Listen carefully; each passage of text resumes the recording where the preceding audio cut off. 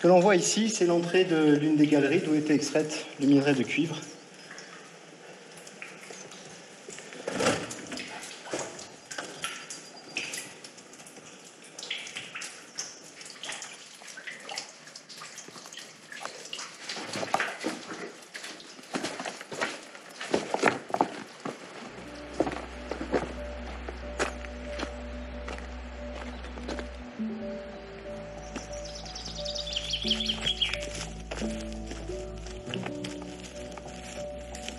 Vous avez vu les champignons un peu ou quoi? Non. Non.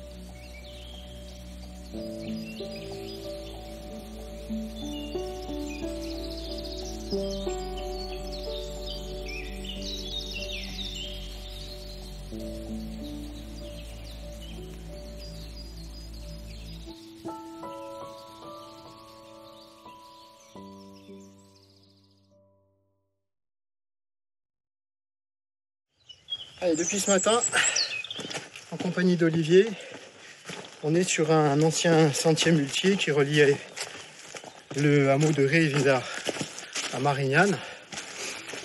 C'est un sentier qui est sur une courbe de niveau très agréable.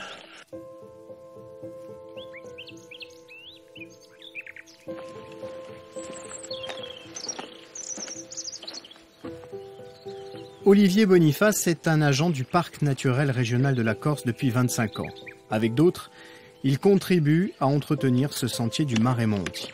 Pour le début de cette deuxième étape entre Ré-et-Vindard et Marignane, nous découvrons avec lui certains vestiges de ce patrimoine perdu et oublié, traces d'anciennes activités humaines. Ça, c'est quoi? Ça, je pense que c'était Mourone. Ah, c'était pour stocker les châtaignes à l'époque, quand ils ramassent les châtaignes, pour les entreposer, avant de venir récupérer, faire les va-et-vient avec des mulets.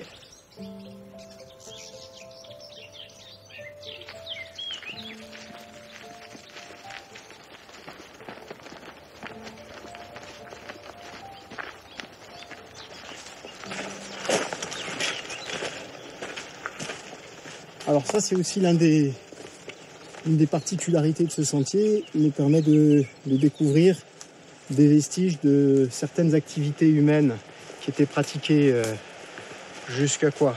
Milieu du 20e peut-être, ou fin du 19e, on ne sait pas encore exactement. C'est quoi? Fin du 19e, début du 20e, oui, c'est ça. Alors, ça, c'est le carbonare. Il fabriquait du charbon de bois sur place. Donc en gros, il coupait tout le maquis qu'il y a aux alentours, chênes, bruyères, arbousiers. Ils en faisaient une pyramide, ils y mettaient le feu, ils laissaient consumer ça très lentement et ils fabriquaient du charbon de bois. Et ça demandait donc une technique très particulière. Technique très particulière, ouais. Très particulière. Il y avait un savoir-faire qui aujourd'hui, je pense, pas dû se perdre.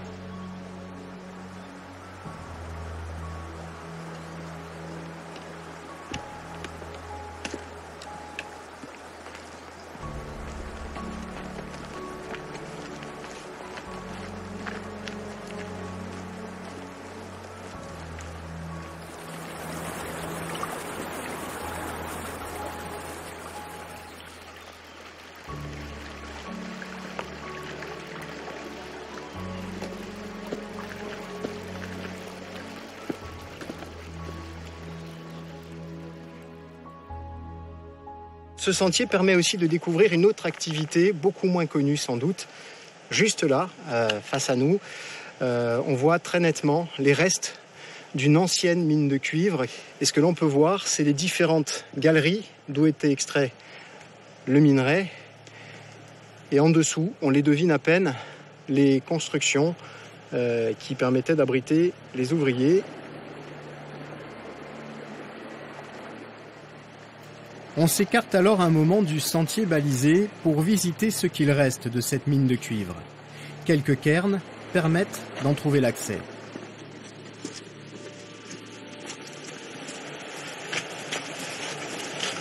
Les marches qu'il y a ici sont magnifiques. Regarde ça, à l'ancienne. Hop, ça c'est des escaliers. La présence de minerais est très visible dans les amas de roches et sur les parois des galeries. Pourtant, la mine a été rapidement abandonnée. Le rendement du filon était trop faible.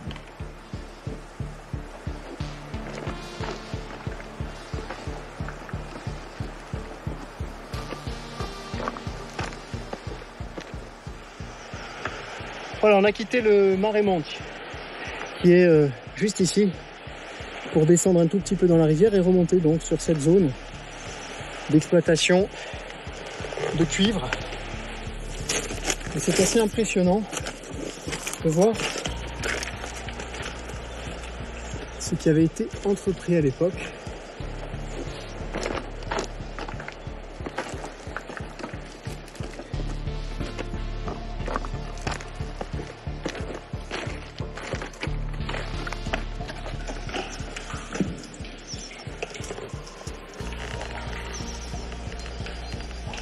Ce que l'on voit ici, c'est l'entrée de l'une des galeries d'où était extraite le minerai de cuivre.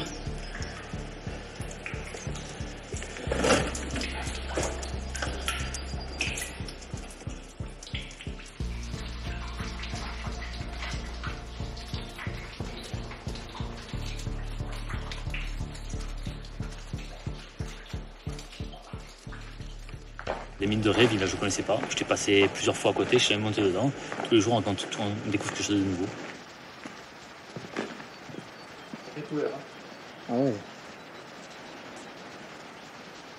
Le marais Monti, il permet de découvrir déjà les villages. On traverse chaque soir de village en village. Et après, il permet de découvrir également l'histoire de la Corse concrètement, ce qui s'est passé auparavant, l'agriculture, le pastoralisme, comme on a vu aujourd'hui, les mines, diversité de choses. Pas de la balade non plus, voilà. Ça, une étape comme aujourd'hui, il y a quand même plus de 20 km avec 800 mètres de dénivelé positif, donc ça reste quand même sportif. Un terrain qui n'est pas accidenté, qui est roulant, qui permet pour les plus sportifs, s'ils veulent trottiner, il y en a pour tous les goûts, pour le randonneur et pour les plus sportifs. Est-ce que ce sont des sentiers qui peuvent être pratiqués toute l'année ou est-ce qu'il y a des périodes qu'il faut mieux éviter et d'autres qu'il faut privilégier? Pourquoi? C'est un sentier qui culmine au maximum à 1200 mètres d'altitude, donc ça nous permet toute l'année de pouvoir le pratiquer. Les périodes les plus délicates, on va dire, ça va être l'été par rapport à la chaleur. Mais sinon, on va dire que du mois de mars jusqu'au mois de juin, et de fin septembre jusqu'à fin novembre, début décembre, il n'y a aucun souci, on peut faire quasiment toute l'année.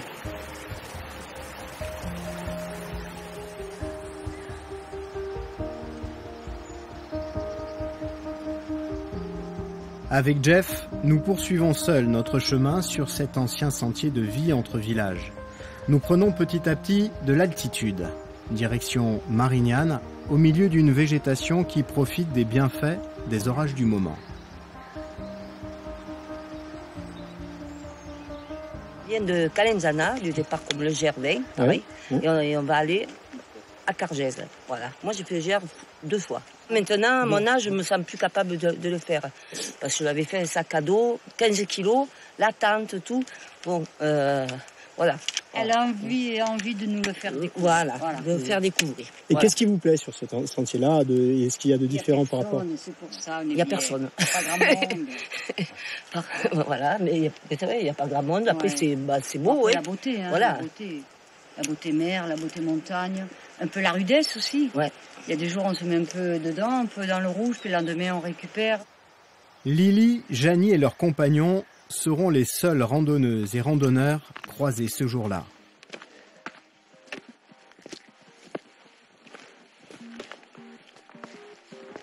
Alors normalement, c'est un endroit où on doit avoir un beau point de vue. Mais aujourd'hui, c'est un peu bouché.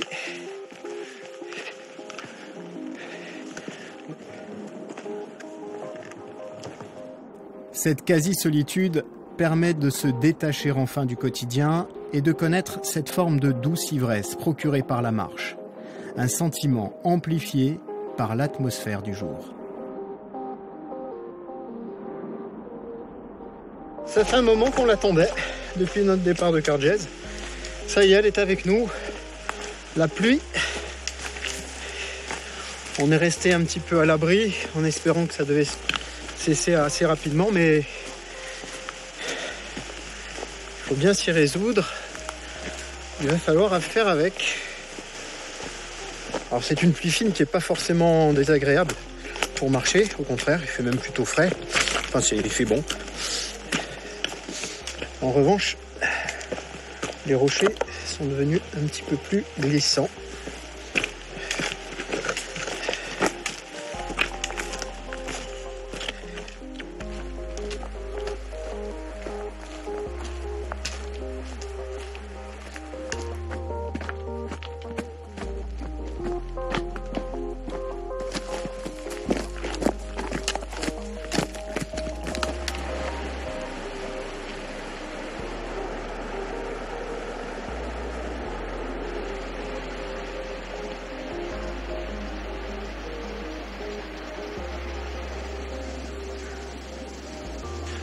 On a complètement changé de paysage encore une fois. Après le côté minéral qu'on a fait sous la pluie, on est maintenant dans une châtaigneraie verdoyante grâce à la pluie des derniers jours et de cet après-midi. Ça monte sec.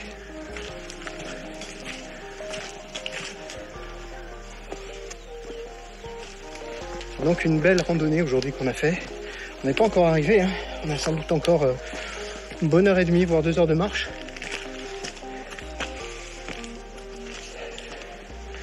On voit les sommets au pied desquels on était tout à l'heure.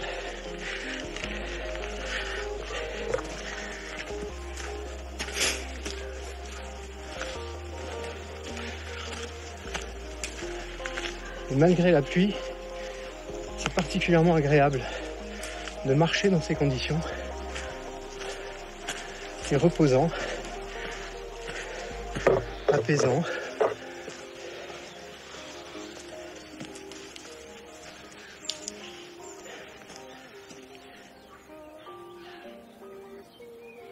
Cette deuxième étape nous a permis de goûter pleinement au côté montagne de ce Maremonti.